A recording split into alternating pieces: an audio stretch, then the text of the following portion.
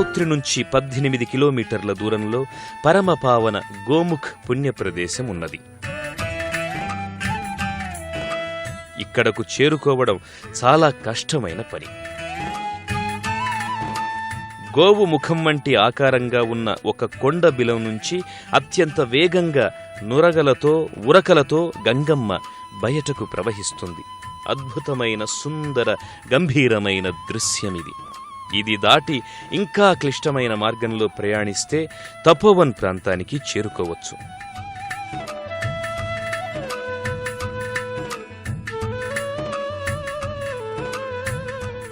పురాణాలలో ఈ ప్రాంతాన్ని బిందుసర ప్రాంతమని పేర్కొంటారు. ఇది పేరుకొన్న ఒక అఖండమైన మంచు ఫలక. ఇక్కడ నుంచే మంచు నీరు అట్టడుగున కరిగి గోముఖం నుంచి వెలువడి ఆ తరువాత గంగోత్రి దగ్గర కనిపిస్తుంది.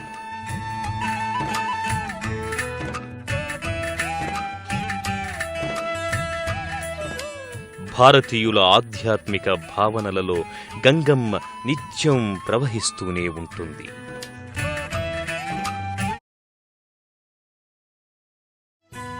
అయోధ్యను పరిపాలించే సగర మహారాజు మహాశక్తిమంతుడు. దేవతల పక్షాన రాక్షసులతో అనేక యుద్ధాలు చేసి వారిని ఓడించాడు. అనేక అశ్వమేధయాగాలు సవైదికంగా నిర్వర్తించాడు. 100 యజ్ఞాలు పూర్తి చేస్తే సగరుడు ఇంద్ర పదవికి అర్హుడవుతాడని భావించిన మహేంద్రుడు సగరుడు వైభవంగా చేస్తున్న అశ్వమేధ యజ్ఞాశ్వాన్ని మాయతో అపహరించి పాతాళలోకంలో కపిల మహర్షి ఆశ్రమం దగ్గర ఉంచి అదృశ్యమయ్యాడు.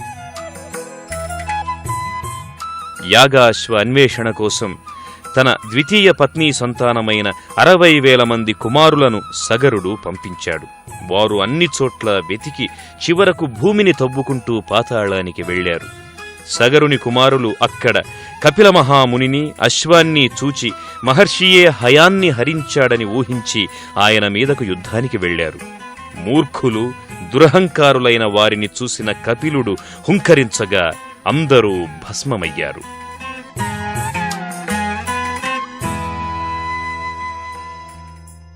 ఈ విషయాన్ని తెలుసుకున్న సగరుడు తన ప్రథమ పత్ని మంజుని పుత్రుడైనటువంటి అంశుమంతుణ్ణి పంపించాడు.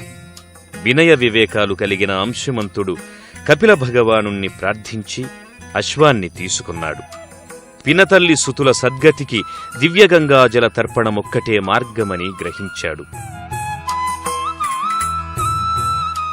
ఆకాశగంగను భూలోకానికి తీసుకురావడానికి సగరుడు, అంశుమంతుడు, దిలీపుడు తమ తీవ్ర తపోనిష్టలతో ప్రయత్నించారు కాని సఫలీకృతులు కాలేదు. దిలీపుని కుమారుడైన భగీరథుడు అచంచలమైన పట్టుదలతో తపస్సు చేసి గంగామాతను ప్రత్యక్షం చేసుకున్నాడు. ఆమె వాత్సల్యంతో, కుమారా, అత్యంత వేగంతో నేను క్రిందకు దిగినప్పుడు భూమి బ్రద్దలైపోతుంది. నన్ను భరించే శక్తి లోకశుభంకరుడైన శంకరునికే ఉన్నదని పలికింది. గంగాదేవి పలుకులను శిరస్సున దాల్చి పరమేశ్వరుని కోసం భగీరథుడు ఉగ్రమైన తపస్సు చేశాడు. భక్తవ శంకరుడైన పరమశివుడు భక్తుని కోరికను మన్నించాడు. మహోద్ధృతితో దివి నుంచి భువికి దిగివచ్చిన గంగను తన జటామకుటంలో బంధించాడు. ఉల్లోల కల్లోల తరంగిత అయిన గంగ జాలువారలేకపోయింది. విఫల మనోరథుడైన భగీరథుడు మరల గంగాధరుని గురించి సమధిక తపోదీక్షాదక్షుడైనాడు. భగీరథుని అకుంఠిత తపస్సుకు మెచ్చి ఉమాపతి గంగమ్మను కొలదిగా వదిలాడు. కైలాసపతి అనుగ్రహంతో హిమవత్ పర్వతములపై ప్రవహించిన గంగ భగీరథుని వెంట సాగింది. దారిలో జామదగ్ని మహర్షి ఆశ్రమాన్ని ఉవ్వెత్తున ముంచగా ఆయన కినుక వహించి గంగను త్రాగివేశాడు. ఈ అనూహ్య సంఘటనను గాంచి భగీరథుడు జామదగ్ని మహర్షిని పలు విధాలుగా వేడుకొనగా ఆయన తన చెవి నుంచి గంగను ప్రవహింపచేశాడు. అప్పటినుంచి గంగకు జాహ్నవి అనే పేరొచ్చింది. అనంతరం భాగీరథి పాతాళలోకంలో సగరుని పుత్రులకు సద్గతిని ప్రసాదించింది. భగీరథుని ప్రయత్నం సాఫల్యం పొందింది. దివ్య గంగానది జలస్పర్శతో భారతావని పుణ్యగర్భగా విఖ్యాతి నొందింది.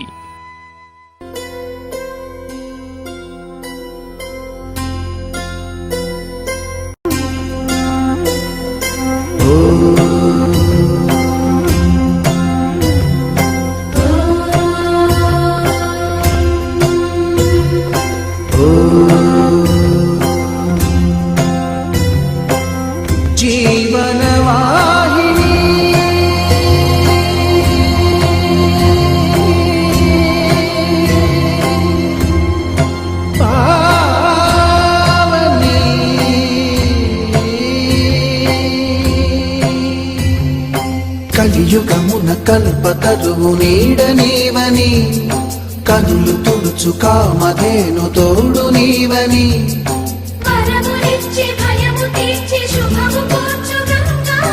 నిన్ను కొలిచిన చాలు నమ్మ సకల లోక పావని, భూమిని తడిపి దివిగా మలచి సుడులు తిరుగు శుభగాత్రి గంగోత్రి గంగోత్రి. గల గల గల గంగోత్రి హిమగిరి తరి హరిపుత్రి, గల గల గల గంగోత్రి హిమగిరి తరి హరిపుత్రి, జీవనవాహిని పావని,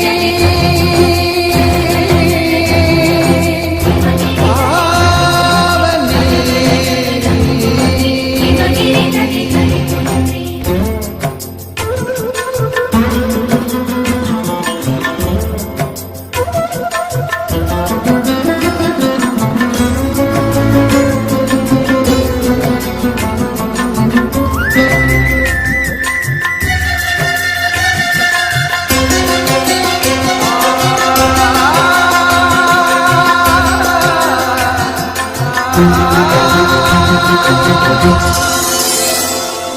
మంచు కొండలో ఒక కొండ వాగులా ఇలా జననముందిన విరజావాహిని,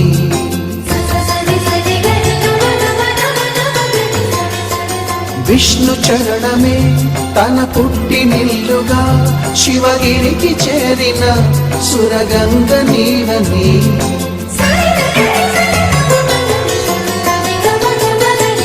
అత్తింటికి సిరుల నొసగు అలకనందమై, సగర కులము కాపాడిన భాగీరథివై, బదరీవన ఋషికేశ హరిద్వార ప్రయాగముల మణికర్ణిక తన లోపల వెలసిన శ్రీవారణాసి గంగోత్రి గంగోత్రి.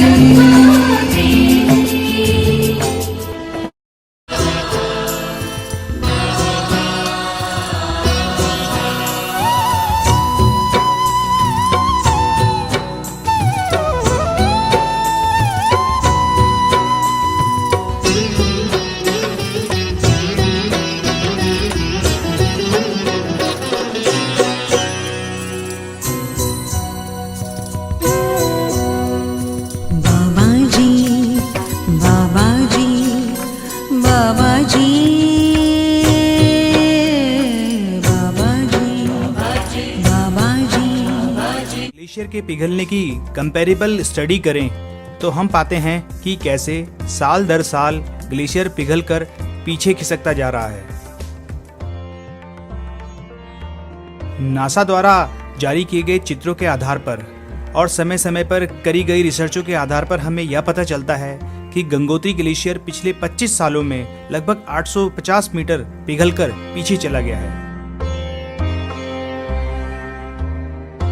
आंकड़े बताते हैं कि गंगोत्री ग्लेशियर औसतन 25 मीटर प्रति वर्ष की दर से पिघल रहा है, रिस्क करा रहा है।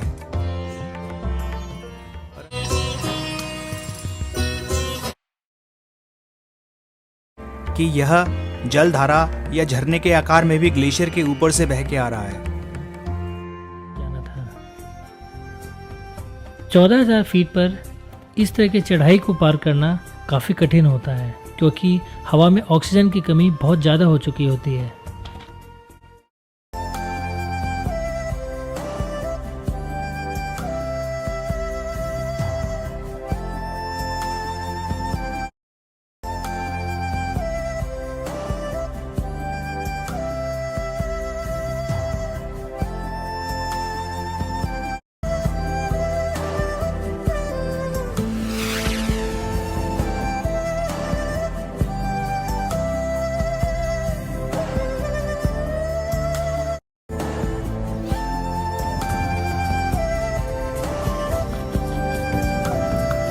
हमें बंगाली माई की कुटिया वहीं पर नजर आ गई, जो कि बंद पड़ी हुई थी।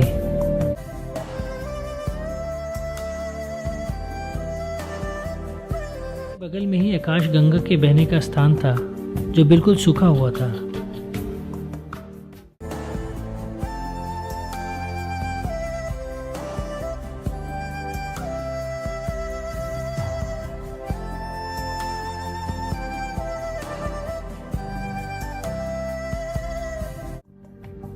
पलटकर ऊपर से चारों तरफ का नज़ारा देखा तो एहसास हुआ कि तपोवन को देवताओं का स्थान क्यों कहा जाता है।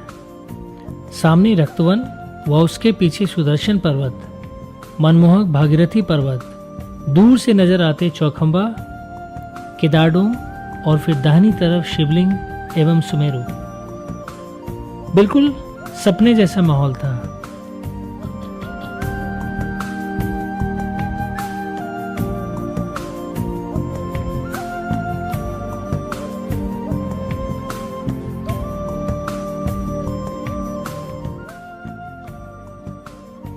सामने की तरफ आकाशगंगा नदी थी, जिसका पानी ठंड में पूरी तरह से जमा हुआ था। उसी पानी को पत्थरों से तोड़कर और आग से पिघलाकर हम लोग पानी पी रहे थे।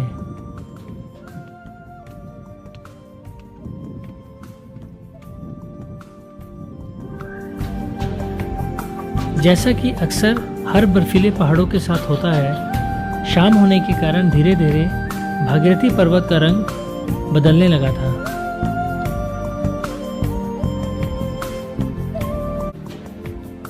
अंदाजन दोपहर के 3 बजे होंगे। दाहिनी तरफ बहुत अधिक बादल थे, जो कि शिवलिंग एवं सुमेरु को ढकने लगे थे।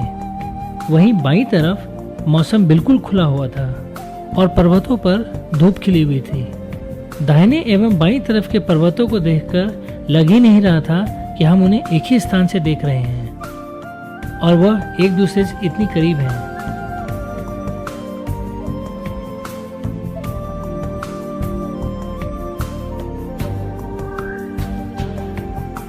हमारे शास्त्रों के हिसाब से भागीरथी जी ने गंगा को पृथ्वी लाने के लिए तपोवन में ही तपस्या की थी और इसी कारण से इस स्थान को तपोवन कहते हैं। यह भी कहा जाता है कि भगवान शंकर ने वर्षों यहाँ तपस्या की थी।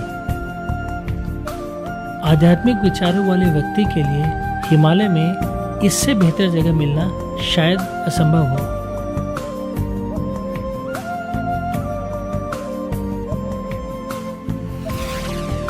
खैर, मैं धीरे धीरे चलता चलता मोनी बाबा की कुटिया में पहुंच गया।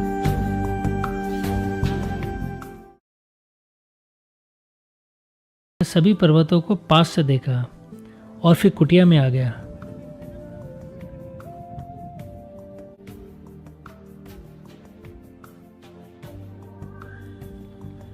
धूप छांव का खेल जारी था। मौसम फिर से ठीक हो गया था, पर मैं यह जानता था कि यहाँ पर बाबा की कुटिया बाहर से पत्थरों से बनी है, पर अंदर से वह काफ़ी बढ़िया है।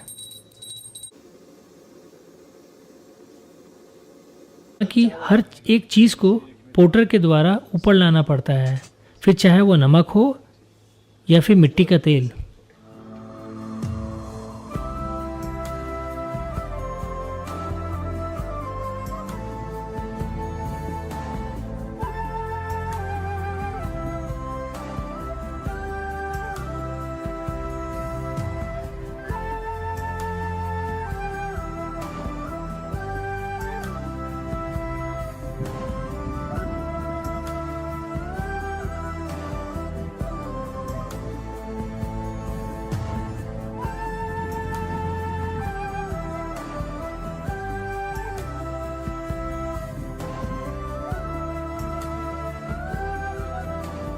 मैंने दूर से अपने गाइड को दूसरे मुनि बाबा के आश्रम में जाते देखा। तपोवन में 2 मुनि बाबा हैं। यह मुनि बाबा एक के नाम से जाने जाते हैं और अपने आप को यात्रियों से दूर रखते हैं, जबकि मुनि बाबा 2 जिनके आश्रम में हम लोग ठहरे थे, वो यात्रियों को अपने साथ रखते हैं और फिर भी मौन व्रत का पालन करते हैं, जो कि मेरी नज़र में ज़्यादा कठिन तपस्या है।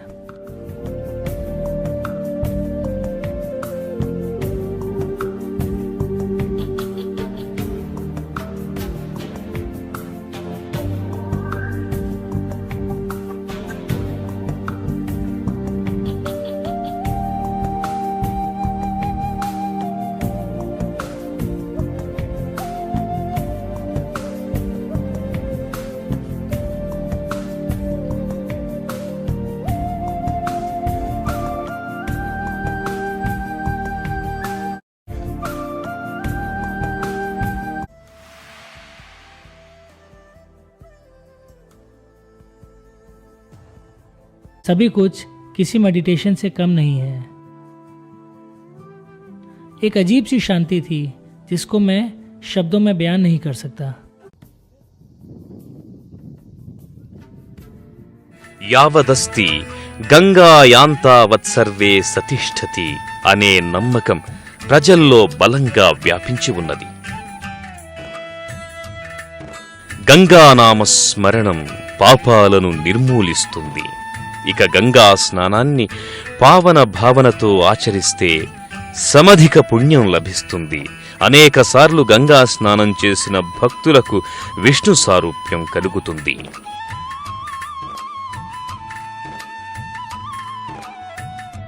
గంగోత్రి పుణ్యప్రాంత దర్శనం మనందరికీ శ్రేయస్సును, పరోపకార బుద్ధిని, లోక కళ్యాణ ప్రవృత్తిని కలుగచేస్తుంది.